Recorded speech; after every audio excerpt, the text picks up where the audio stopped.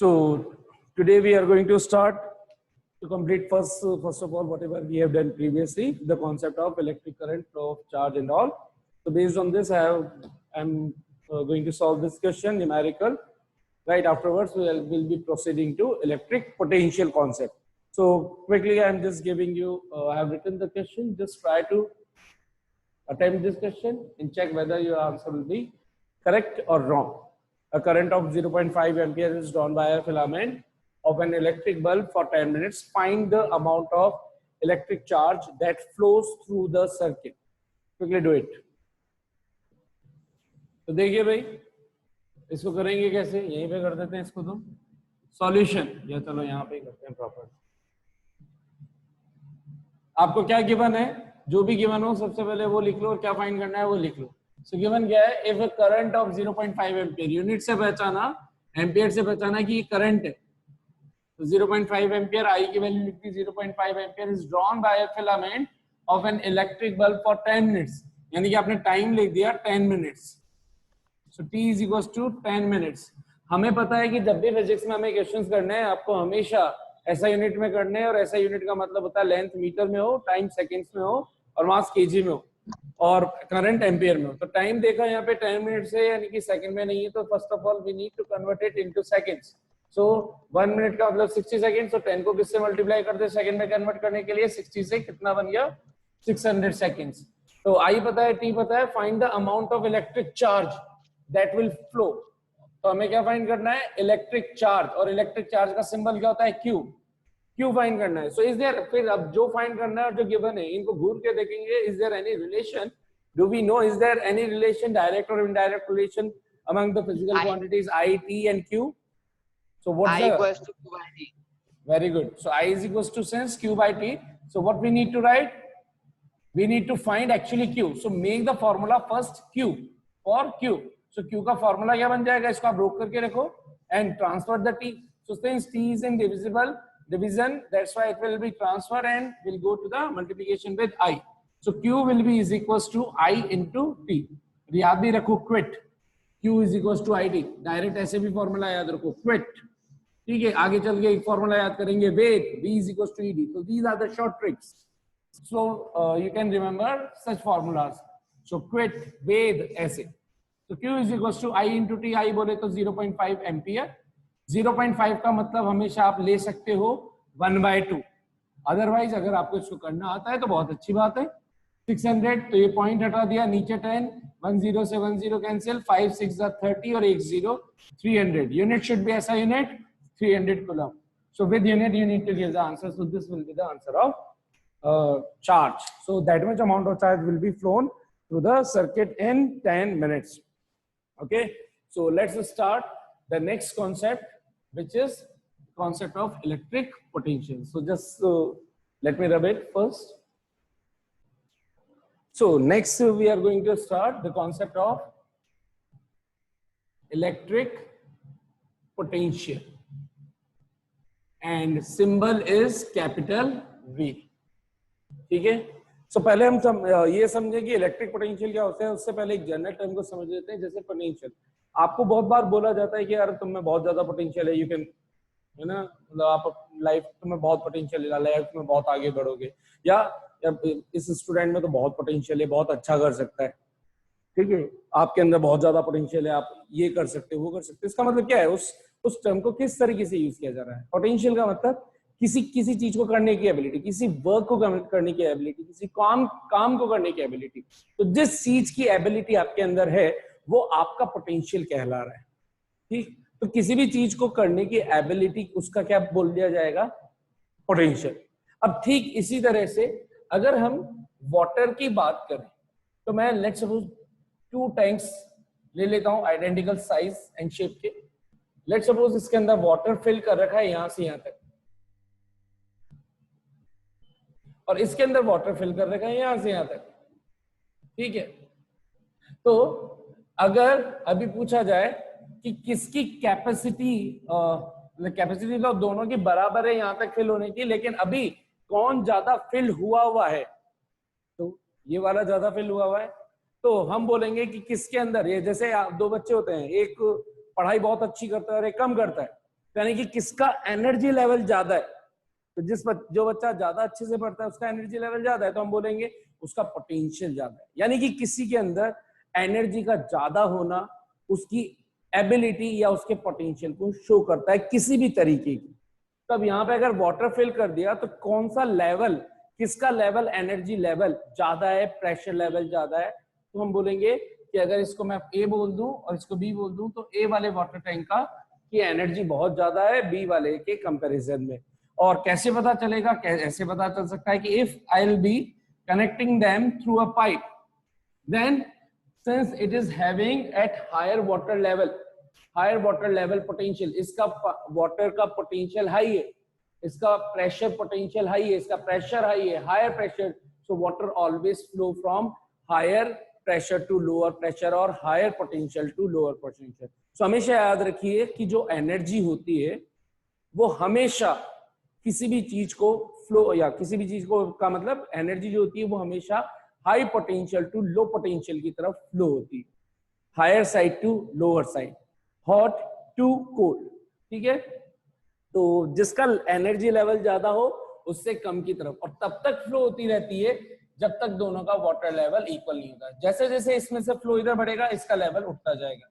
एक सिचुएशन ऐसी आएगी जब दोनों का वाटर लेवल बराबर हो जाएगा। जिस टाइम ये बराबर हो जाएगा तो उस टाइम पे वाटर का फ्लो भी अब अपने आप स्टॉप हो जाएगा।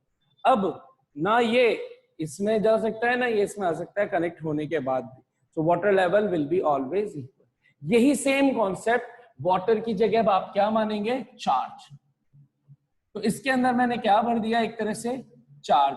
चार्ज को कैपिटल क्यू या स्मॉल क्यू से फिल करा हुआ मान सकते हैं, मतलब चार्ज का सिंबल क्या होता है, कैपिटल क्यू या स्मॉल क्यू। तो हमने वाटर जो हम डॉट डॉट से शो कर रहे हैं उसकी जगह हमने क्या मान लिया कि ये टैंक किससे फिल्ड था, चार्ज से।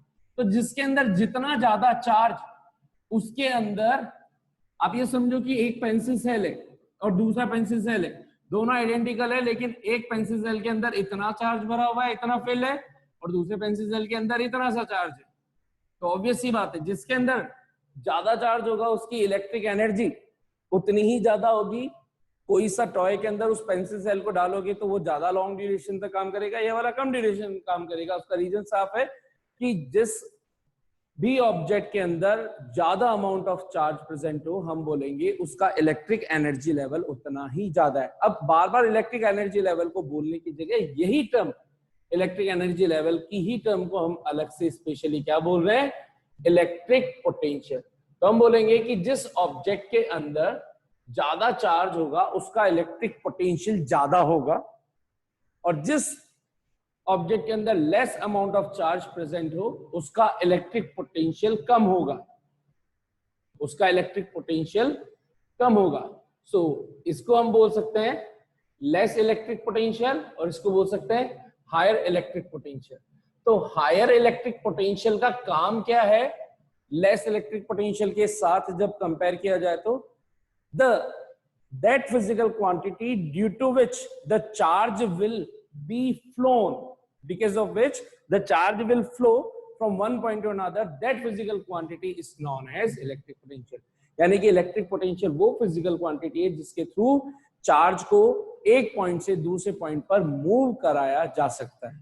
तो जैसे ही हमने इसको कनेक्ट किया ठीक वाटर फ्लो की जैसे ही यहाँ पे काम होगा, जिस ऑब्जेक्ट के अंदर ज्यादा चार्ज उसका इलेक्ट्रिक पोटेंशियल उतना ही ज्यादा, हायर इलेक्ट्रिक पोटेंशियल, और ये lower electric potential. So charge will always flow from having higher electric potential to lower electric potential, और तब तक फ्लो होता रहेगा जब तक कि दोनों के अंदर चार्ज इक्वल ना हो जाए। और जिस टाइम पर चार्ज इक्वल हो जाए, जैसे जैसे इधर से कनेक्ट किया हुआ, इधर से फ्लो होना स्टार्ट हुआ, इधर लेवल बढ़ता गया, इधर लेवल कम होता गया, और एक लेवल ऐसा आया जिस लेवल के बाद दोनों का क्या हो गया, लेवल इक्वल हो गया, और हम बोलेंगे कि now the both are having the same electric potential.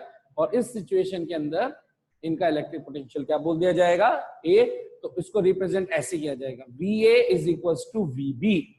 पहले चल रहा था जब यहां था VA is greater than to VB। तो अभी तो हमने सोचा कि ये हो गया इलेक्ट्रिक पोटेंशियल, तो इलेक्ट्रिक पोटेंशियल का फ्लो। तो इलेक्ट्रिक पोटेंशियल डिफाइन क्या करें, इलेक्ट्रिक पोटेंशियल का मीनिंग क्या निकला एक ऐसी फिजिकल क्वांटिटी जिसके थ्रू चार्ज को किसी एक पॉइंट से दूसरे पॉइंट के बीच में मूव करवाया जा सके, वो किसको रिप्रेजेंट कर रहा होगा? विद एक्चुअल में ये फ्लो क्यों हो पाया? क्योंकि इनके बीच में क्या था? पोटेंशियल्स का डिफरेंस था। तो ये VA is greater then VB तभी तो पॉसिबल हुआ। जैसे मैंने बोला कि इक्वल हो गए तो चार्ज क्या हो गया? सेम हो गया, लेवल सेम हो गया। तो लेवल जब सेम हो जाएगा तो फ्लो नहीं होगा। तो इसका मतलब चार्ज फ्लो कब हो रहा है? जब VA is greater than to VB। इसका मतलब if there is some difference in electric potential, if there is some difference in electric potential, then charge will flow from body at higher electric potential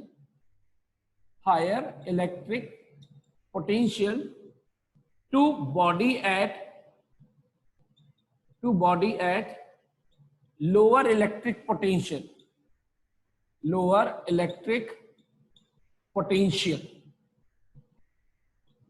and this flow, and it will be keep flowing until the electric potential यानी कि दोनों का level will become equal for both। यानी कि ये तब तक flow होता रहेगा जब तक कि इन दोनों का इलेक्ट्रिक पोटेंशियल बराबर नहीं हो जाता। ठीक है, तो ये तो अभी जो कुछ समझाया ये सब कुछ तो था इलेक्ट्रिक पोटेंशियल डिफरेंस। फिर अभी आप लोग सोच रहे होंगे तो सर इलेक्ट्रिक पोटेंशियल है क्या? तो पहले भी बीच में बोल चुका हूं, इलेक्ट्रिक पोटेंशियल किसी भी ऑब्जेक्ट की वो एबिलिटी है जो ये शो करेगी कि उसके थ्रू क्या किसी चार्ज को फ्लो करवाया जा सकता है। ठीक है, ठीक वैसे जैसे अगर आपके अंदर एनर्जी है, एक तो होता है कि एनर्जी का डिफरेंस, एक पहलवान टाइप का आदमी और एक दुबला पतला सा आदमी हो, तो ये तो होगा कि उन दोनों के अंदर डिफरेंस, ये इसको घूसा मारेगा, पतला वाला दूसरे को, मान लो पहलवान को या खली को घूसा मार रहा है, कुछ नहीं हो रहा, खली आपको घूसा मारेगा तो बहुत कुछ हो जाएगा। सो ये तो हुआ किसका डिफरेंस? एनर्जी लेवल का डिफरेंस। लेकिन उस एनर्जी से हो क्या रहा है? उस एनर्जी से ये हो रहा है कि हम किसी काम को कितना अच्छे से कर पा रहे हैं। तो ठीक ऐसे ही पोटेंशियल, इलेक्ट्रिक पोटेंशियल का काम क्या है? ये बताना कि एक ऑब्जेक्ट के अंदर कितना अमाउंट ऑफ चार्ज स्टोर हो सकता है, उसका एनर्जी लेवल कितना हो सकता है, और उसके अंदर कितनी एबिलिटी है चार्ज को एक पॉइंट से दूसरे पॉइंट तक मूव करवाने की। वो कहलाता है उसका क्या? Electric potential. अब एक्चुअल में फिजिक्स के हिसाब से अगर डेफिनेशन डिफाइन करें तो हम यहां पे अब उस कॉन्सेप्ट पे आते हैं। सो electric potential V at any point P। ठीक है, एक्चुअल कॉन्सेप्ट आप इसका 12th के अंदर सीखोगे कि वो कैसे होता है, उसके अंदर बिल्कुल प्रॉपर तरीके होते हैं।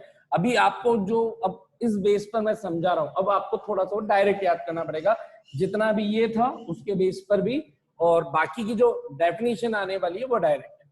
तो लेट सपोज मान लीजिए ये पॉइंट P है और एक कोई चार्ज इनफाइनाइट पर है, इनफाइनाइट पे रखा हुआ है। ठीक है, ये पॉइंट है P और ये है हमारे पास इस इनफाइनाइट पे कोई चार्ज रखा हुआ है, मान लीजिए प्लस का Q, स्मॉल q। तो इस प्लस Q को लेट सपोज जैसे ही मैं इधर लेकर के आऊंगा तो होगा क्या? एक्चुअल में इस पॉइंट P से कुछ दूर पर एक ऑलरेडी पहले से ही हम मानते हैं कि कोई सोर्स चार्ज रखा हुआ है। ठीक है, उस सोर्स चार्ज के कारण यहां पर एक इलेक्ट्रिक फील्ड जनरेट हो रहा होता है। अब ये कैसे होता है, ये 12th के अंदर आपको एक्सप्लेनेशन मिलेगी। ठीक है, वैसे आप ये मान लो जैसे एक मैग्नेट, दो मैग्नेट हो, एक मैग्नेट और दूसरा मैग्नेट, तो एक मैग्नेट अगर रख दे तो चारों तरफ वो अपने एक फील्ड जनरेट कर देता है, उसको मैग्नेटिक फील्ड बोलते हैं। ऐसे ही किसी चार्ज को रख दिया जाए तो अपने सराउंडिंग में वो जो स्पेस जनरेट करता है उसको क्या बोलते हैं? Electric field. और इस इलेक्ट्रिक फील्ड के अंदर ठीक वैसे जैसे मैग्नेट नॉर्थ और साउथ होकर के इसके चारों तरफ क्या जनरेट कर लेता है, एक मैग्नेटिक फील्ड। तो इस फील्ड के अंदर किसी आयरन ऑब्जेक्ट को लेके आओ तो वो इससे तुरंत अट्रैक्ट होकर के चिपक जाता है, और वहीं दूसरे मैग्नेट को लेकर के आओ तो वो या तो अट्रैक्ट होगा या रिपेल करेगा, डिपेंडिंग ऑन कि आप कौन से पोल को इसके पास की तरफ ला रहे हो। तो अगर नॉर्थ को पास में लाओगे तो रिपेल करेगा, नॉर्थ साउथ को लाओगे, अपोजिट पोल्स को लाओगे तो अट्रैक्ट कर रहा होगा। ठीक है, यही काम इस सोर्स चार्ज ने, इस चार्ज जो अपने चारों तरफ फील्ड जनरेट कर रहा है इसको बोलते हैं, इस चार्ज को सोर्स चार्ज, और ये डॉटेड लाइन जो बनाई मैंने इसके चारों तरफ इसको बोलते हैं इलेक्ट्रिक फील्ड। इसमें अगर किसी सिमिलर चार्ज को लाओगे, आपको पता है similar type always repel each other, तो इसको अगर मैं प्लस क्यू मान लो, प्लस क्यू को इसके अंदर लाऊं तो इसके अंदर क्या होगा, रिपल्शन, और नेगेटिव चार्ज को लाऊं तो वो अट्रैक्शन होगा। तो अभी हमने क्या मान रखा है कि कोई प्लस क्यू कैपिटल क्यू वाला कोई चार्ज था जो अपने चारों तरफ इलेक्ट्रिक फील्ड खुद की जनरेट कर रहा था, और इसकी फील्ड के अंदर हम इस प्लस क्यू चार्ज को लेकर के आने वाले। तो अगर प्लस क्यू चार्ज को लेकर के आएंगे तो होगा क्या, ये भी प्लस क्यू, ये भी प्लस क्यू, ये आपस में क्या करेंगे, रिपेल करेंगे। अब रिपेल करेंगे तो ठीक वैसे फिर भी आप चाहते हो जबरदस्ती इन दोनों चार्जेस को, यानी वो चार्जेस उसको तो कुछ नहीं कर रहे हो, आप बस ये बोल रहे हो कि मुझे कैसे भी प्लस क्यू को पी पॉइंट तक पहुंचाना है। तो आप सोचो कि यहां पर एक कोई ऐसी चीज पड़ी है जिसको मुझे इधर इसके पास इस पॉइंट पर लेके आना है, और ये चीज मुझे धक्का दे रही है उधर अवे की तरफ, तो मुझे क्या करना पड़ेगा, इस रिपल्सिव फोर्स के अगेंस्ट मुझे अपना फोर्स लगाना पड़ेगा, और उसको लगाते लगाते लगाते लगाते लगाते मुझे इसके पास लाना पड़ेगा। जिस जगह मैंने अपना फोर्स हटा दिया ये वापस इसको धक्का दे करके रिपेल फोर्स के थ्रू दूर भेज देगा। तो एक्चुअल में होता क्या है, ये कॉन्सेप्ट कुछ इस तरह का है कि जैसे मान लीजिए कोई स्प्रिंग है, और इस स्प्रिंग पे आप एक सिंपली कोई ऑब्जेक्ट मान लीजिए, तो इस ऑब्जेक्ट को आपको इधर प्रेस करना है तो स्प्रिंग आपके ऊपर एक रिपल्सिव फोर्स लगा रही होगी, और आप चाहते हो कि नहीं मैं इस ऑब्जेक्ट को यहां तक लेकर के आऊं, तो यहां तक लाने के लिए इसको आपको बहुत ज्यादा कंप्रेस करना पड़ेगा। कंप्रेस का मतलब है आपको इधर कंटिन्यूएशन एक फोर्स लगाना पड़ेगा, और वो फोर्स किसके थ्रू लगाया जा रहा है, आपके थ्रू, इसलिए इसको बोलते हैं एक्सटर्नल फोर्स, बाहर से जो फोर्स लगाया जा रहा है। ठीक ऐसे इस प्लस क्यू को जब इनफाइनाइट से किसी पॉइंट पर लेकर के आए तो इस फील्ड के अंदर इस प्लस क्यू का रिपल्सिव फोर्स इसकी अपोजिट डायरेक्शन में लग रहा होगा, ये प्लस क्यू और ये प्लस स्मॉल क्यू, इस पर फोर्स इधर लग रहा होगा। तो हमें इस रिपल्सिव फोर्स की, ये इसको रिपल्सिव बोल देता हूं, इसके अगेंस्ट एक उतने ही अमाउंट का, अगर ये 10 न्यूटन है तो मुझे इधर भी एक 10 न्यूटन लगाऊंगा, तभी जाकर के मैं इस क्यू को इधर लेकर के आ पाऊंगा। इतना कॉमन सेंस है कि एक चेयर रखी हुई है, अगर उस चेयर पे 10 न्यूटन उधर लग रहा है तो इधर भेजने के लिए एटलीस्ट मिनिमम कितना लगाना पड़ेगा, 10 न्यूटन या उससे ज्यादा। तो हम क्या बोलते हैं, मिनिमम कितना फोर्स लगा दें एक्सटर्नल हम इसके ऊपर, 10 न्यूटन जितना, यानी कि जब रिपल्सिव फोर्स के अगेंस्ट जो एक्सटर्नल फोर्स अप्लाई कर रहे हैं वो 10 न्यूटन है, और धीरे धीरे धीरे धीरे धीरे इसको इस पॉइंट पी तक हमें पहुंचाना है, यही काम हम बोल रहे हैं। तो इनफाइनाइट तक जब भी हम कोई फोर्स लगाते हैं, आपने 9th ग्रेड के अंदर पढ़ा होगा कि किसी ऑब्जेक्ट को ए से बी पहुंचाने के लिए अगर कोई इसके ऊपर फोर्स अप्लाई किया जाए और उसके अंदर कोई डिस्प्लेसमेंट आए, तो फोर्स के थ्रू डिस्प्लेसमेंट आने पर एक वर्क डन होता है WAB = फोर्स इनटू डिस्प्लेसमेंट, अगर फोर्स और डिस्प्लेसमेंट दोनों सेम डायरेक्शन में हो तो। ठीक यही काम यहाँ पे भी तो हो रहा है, आप क्यू पर एक रिपल्सिव फोर्स के अगेंस्ट एक एक्सटर्नल फोर्स लगा रहे हो, और इस फोर्स लगाते लगाते लगाते लगाते आप इसको यहां पर लेकर के आ रहे हो। तो ये यहां से यहां तक लेट सपोज जो वर्क डन हुआ उसको मैंने बोला W। तो ये क्या हो गया, W। क्यों, क्योंकि एक फोर्स लगा, फोर्स के थ्रू आपने डिस्प्लेस किया इसको। ठीक है, तो अब इसकी डेफिनेशन क्या दी गई है, अब वो कैसा है वो 12th में समझाऊंगा मैं। अभी जितनी मैक्सिमम 12th की भी नॉलेज थोड़ी बहुत एक्स्ट्रा डाल सकता था जो आपके लेवल पे समझ में आ जाए, वो मैंने डाल दी। अब डेफिनेशन को आपको याद रखना है। क्या याद रखना है, the electric potential is defined as the amount of work done in bringing a unit positive test charge from infinity to that point.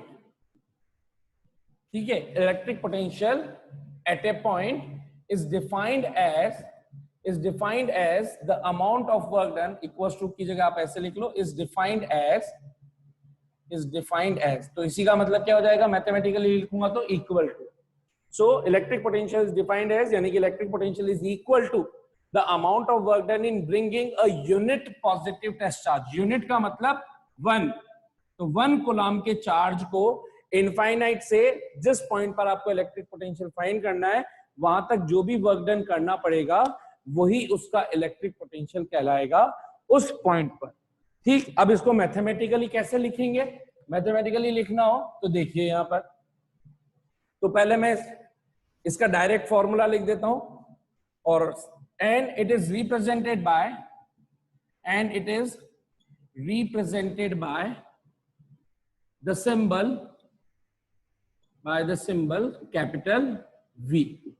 ठीक है, तो देखिए, तो V इज इक्वल टू हमारे पास फॉर्मूला बनेगा W अपॉन Q अगर the amount of work done in bringing a unit positive charge. तो अगर इफ ये फॉर्मूला कब वैलिड है, if Q charge is brought from infinity to a desirable point or desired point in such a way that W amount of work done has to be work is being done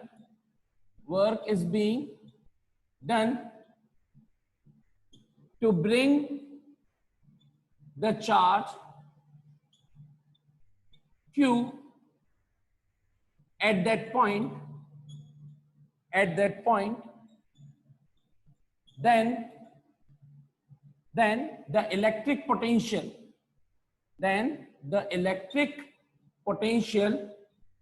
at that point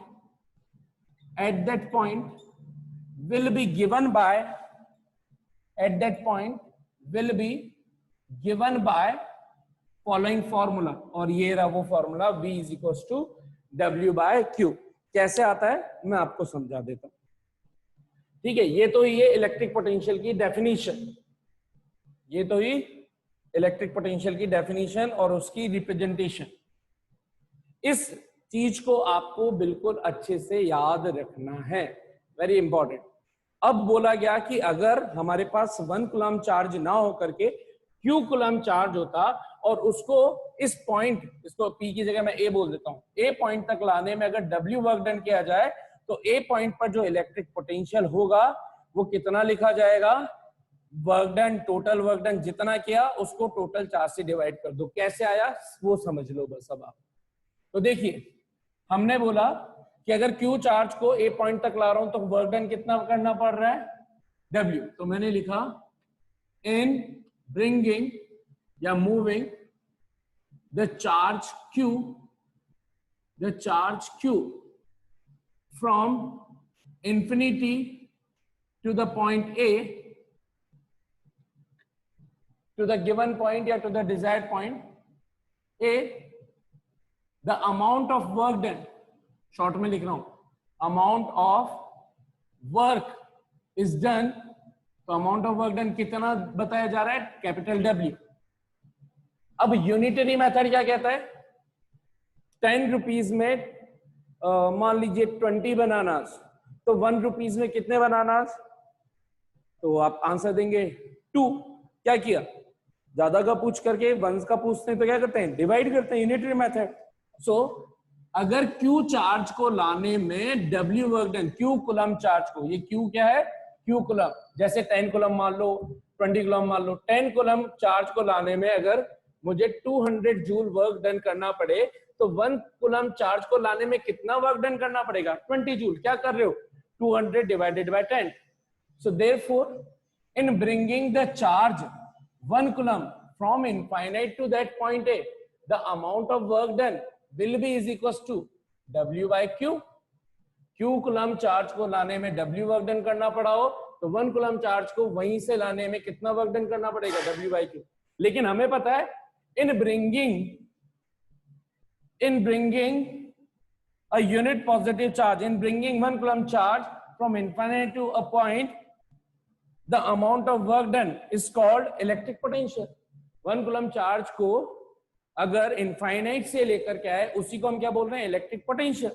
तो ये भी तो वही line बोल रही है कि अगर 1 कूलम चार्ज को इंफिनिटी से किसी पॉइंट पर लेकर के आए तो अमाउंट ऑफ वर्क डन क्या बोलना चाहिए? Electric potential.